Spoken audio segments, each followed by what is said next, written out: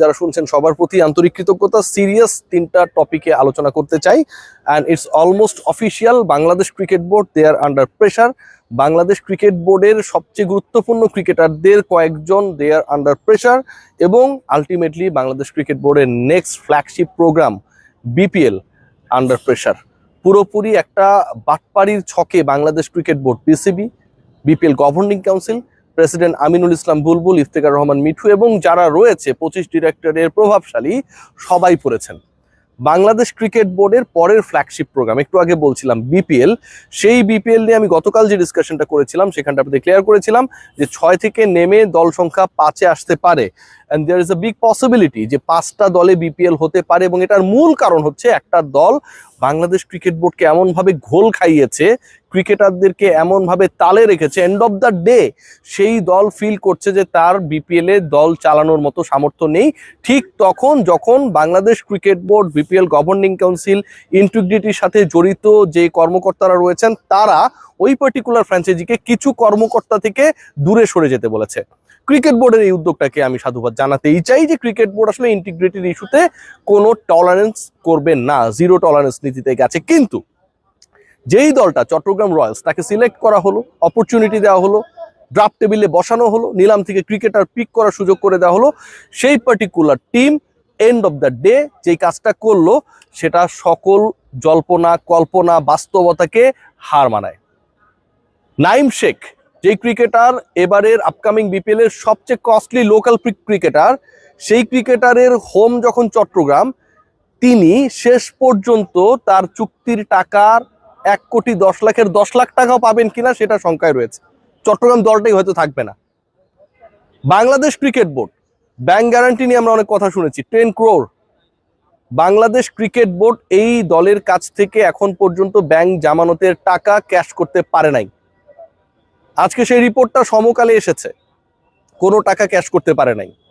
Bangladesh cricket board তাদেরকে যে franchise ফি check দেওয়া হয়েছে সেই চেক থেকে অর্থ উত্তোলন করতে গিয়েও কোনো টাকা ক্যাশ করতে পারে নাই।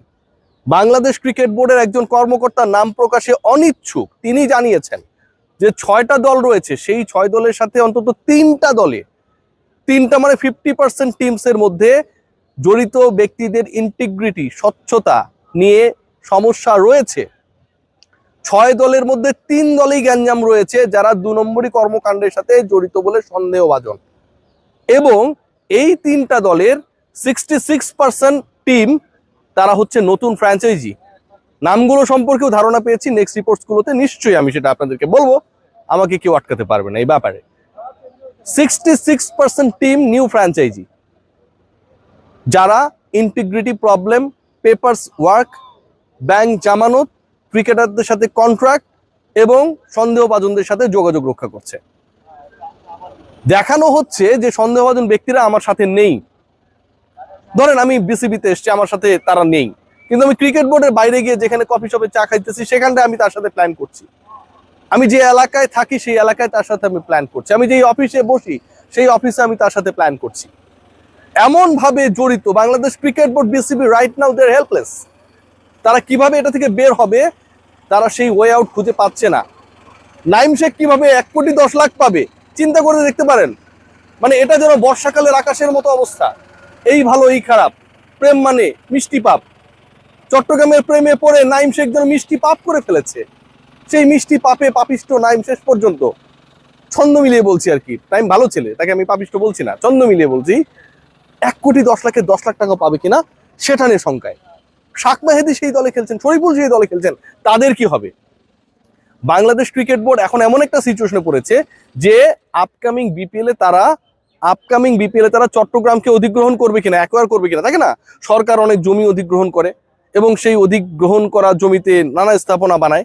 ক্রিকেট বোর্ডের সামনে এমন একটা টালমাটাল অবস্থা যে আপনি 6টা ফ্র্যাঞ্চাইজিকে নিয়ে অলরেডি শিডিউল করে ফেলেছেন, প্লেয়ার্স ড্রাফট করে ফেলেছেন, অকশন করে ফেলেছেন, প্লেয়ার্স ডিস্ট্রিবিউশন করে ফেলেছেন, লোকাল প্লেয়ারদের একটা গ্রুপ অলরেডি ওই বিতর্কিত ফ্র্যাঞ্চাইজির মধ্যে রয়েছে এবং তাদের মালিক পক্ষ বলছে যে তিনি বা তার দল পরিচালনা নিয়ে কনফিউজ। প্রশ্নটা হচ্ছে, আমিনুল ইসলাম বুলবুল নানা ধরনের কর্মব্যস্ততার মধ্যে থাকেন, মাইনা নিলাম আমি। ইফতেখার রহমান মিঠু, আমার প্রিয় মিঠু ভাই, যিনি কদিন আগে ইন্টারভিউতে বলেছেন যে বিপিএল এর সবশেষ আসরে 90% ম্যাচ নাকি ফিক্স ছিল, 90% ম্যাচে 2 নাম্বারই হয়েছে। আগের বিপিএল এ 90% ম্যাচে 2 নাম্বারই হয়েছে, মানে আগের বিপিএল এর এই দায়টা তিনি কাকে দিয়েছেন জানেন? 90% মানে কি? মনে করেন আগের বিপিএল এ ম্যাচ হয়েছে 40টা, 35টা ম্যাচেই 2 নাম্বারই হয়েছে according to the member secretary of BPL governing council, যিনি এটা অফিসিয়াল স্টেটমেন্ট দিচ্ছেন। ইন্টারেস্টিং পার্ট যেটা, তিনি এখানে দায়ী করছেন কাদের? দায়ী করছেন নাজমুল আবেদিন ফাহিমকে, দায়ী করছেন আমার অত্যন্ত প্রিয় ফারুক ভাইকে, ফারুক ভাই আসসালামু আলাইকুম, ফারুক ভাইকে, এবং তিনি দায়ী করছেন আগের বিপিএল এ যেই দলগুলো খেলেছিল, ধরেন বর্তমানে চট্টগ্রাম রয়্যালস আগের বিপিএল এ ছিল না, নোয়াখালী এক্সপ্রেস আগের বিপিএল এ ছিল না, সিলেটের নতুন যে দলটা এসেছে আগের বিপিএল এ ছিল না। আগের বিপিএল এ ছিল কে? আগের বিপিএল এ ছিল হচ্ছে ঢাকা ক্যাপিটালস, আগের বিপিএল এ ছিল রংপুর রাইডার্স। ইফতেখার রহমান মিঠু তার মানে বলছেন 90% ম্যাচ যদি ফিক্সিং হয়, তার মানে তো এই 90%-এর বাইরে কোনোভাবে আপনি ঢাকা ক্যাপিটালস রংপুর রাইডার্সকে ফেলতে পারবেন না। দলই ছিল 6টা 7টা, এই দুইটা দল মিলেই তো একসাথে 25% হয়ে যায় যদি 6টা বা 7টা দলকে আপনি হিসাব করেন পার্সেন্টেজের হিসাবে। তার মানে ইফতেখার রহমান মিঠু কি ভয়াবহ স্টেটমেন্ট দিয়েছেন, রংপুরের ক্রিকেটার ম্যানেজমেন্ট এগুলোর সাথে জড়িত ছিল, এটাও সম্ভব। ঢাকার যারা ছিল তারা এগুলোর সাথে জড়িত ছিল 90%। আবার I am again figuring out the number. Farooq ভাইরা এটার সাথে জড়িত ছিল, আমার অত্যন্ত প্রিয় নাজমুল আবেদিন ফাহিম ভাইয়ের মতো মানুষ, নীতির প্রশ্নে যিনি অটল থাকেন, তিনি এটাতে জড়িত ছিল বা এটাকে অ্যালাউ করেছেন। আমার মাথায় ঢুকছে না। আচ্ছা, সেটা যদি হয় তাহলে ইফতেখার রহমান মিঠু যখন বাংলাদেশ ক্রিকেট বোর্ডের বিপিএল এর মেম্বার সেক্রেটারি, সেই সময়টায় কিভাবে চট্টগ্রাম রয়্যালসের মতো একটা দল, যেই দলের মালিক স্টিল কনফিউজ যে তিনি কিভাবে দল পরিচালনা করবেন, সেই জায়গাটা নিয়ে তিনি ক্লিয়ার না, সেই দলটা কিভাবে এখানটা ঢুকে গেল? চট্টগ্রাম রয়্যালসকে তাহলে কারা আনলো, কারা অ্যালাউ করলো? Definitely member secretary, he has his saying. মিটিংয়ে তো তার বলার ছিল, তিনি কেন বললেন না? একটা বাজে সিচুয়েশনের মধ্যে দিয়ে বাংলাদেশ ক্রিকেট বোর্ড যাচ্ছে, একটা বাজে সিচুয়েশন ক্রিয়েট হয়েছে, যেই সিচুয়েশনটা কিভাবে ঠিক হবে আমরা জানি না।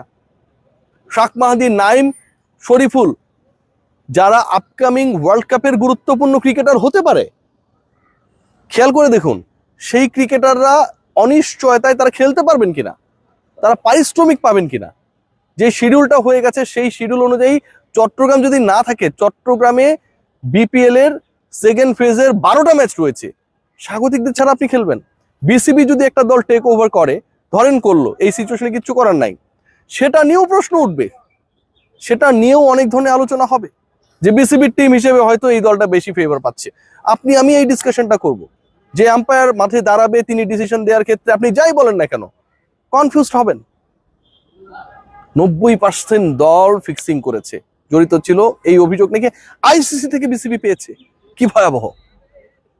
এবং সেই 90% দল গত বিপিএল গুলো, গত বিপিএল ইফতেখার রহমান মিঠু নিজে ছিলেন, বোর্ডের ডাইরেক্টর তো ছিলেন, নাজমুল আবেদিন ফাহিম ভাই ছিলেন, ফারুক আহমেদ ছিলেন, গভর্নিং কাউন্সিলে তাদের একটা গুরুত্বপূর্ণ রোল ছিল।